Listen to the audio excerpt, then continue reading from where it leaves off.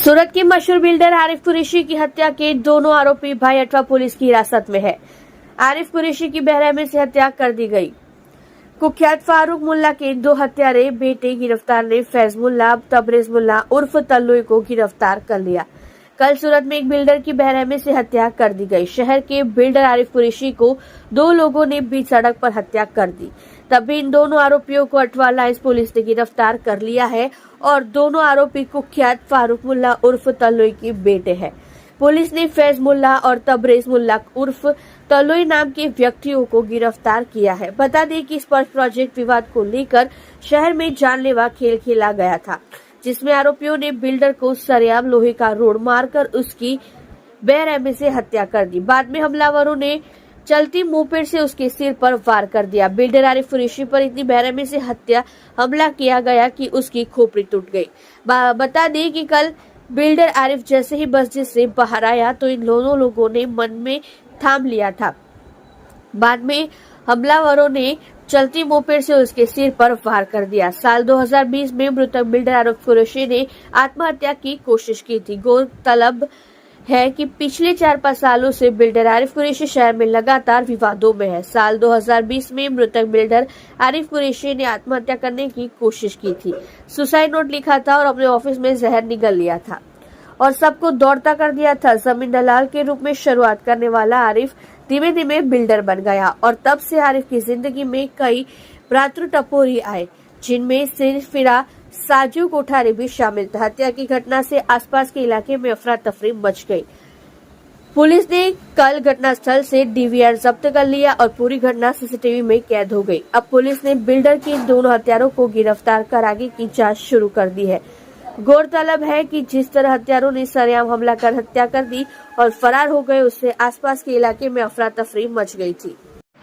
જી sir, Athwa વિસ્તારમાં હત્યાનો બનાવ બન્યો હતો. કેટલા આરોપીની ધરપકડ કરાઈ છે? શું કારણ સામે આવ્યું છે?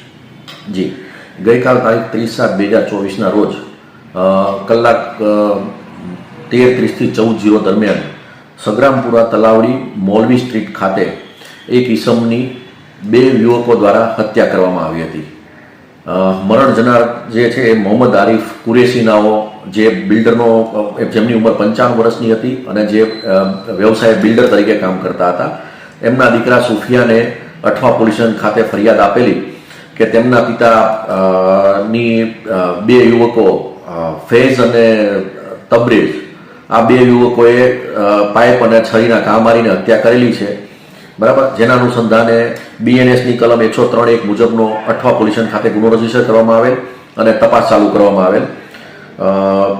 ફરિયાદમાં સુફિયાને જણાવેલ કે એમના પિતાએ આશુતોષ હોસ્પિટલ સગ્રામપુરા ખાતેની સામેની બાજુએ એક જમીન રાખેલી, જે જમીનના બાંધકામ કરવા બાબતે પૈસાની લેતી દેતી બાબતે આ લોકો પૈસા માંગતા હતા એમની પાસે, સામાવાળા, અને એ પૈસા નહોતા આપતા, એના કારણે થઈને એમની હત્યા થઈ એવું એમણે ફરિયાદમાં જણાવેલ છે.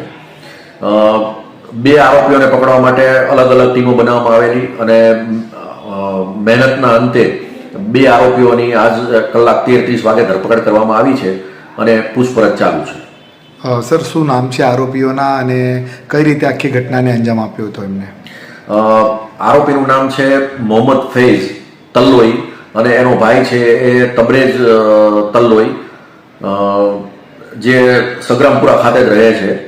અને મોહમ્મદ ફૈઝનું કહેવું એવું છે કે જે મરણ જનાર આસિફ છે આરિફ, એણે એના વિરુદ્ધમાં લાલગેટ પોલીસ સ્ટેશનમાં 384ની ખંડણીની ખોટી ફરિયાદો દાખલ કરાવેલી, તેમજ અઠવા પોલીસ સ્ટેશન ખાતે અમારા વિરુદ્ધમાં ખોટી અરજીઓ કરતો હોય, જેના અનુસંધાને અમે એને મારેલ છે.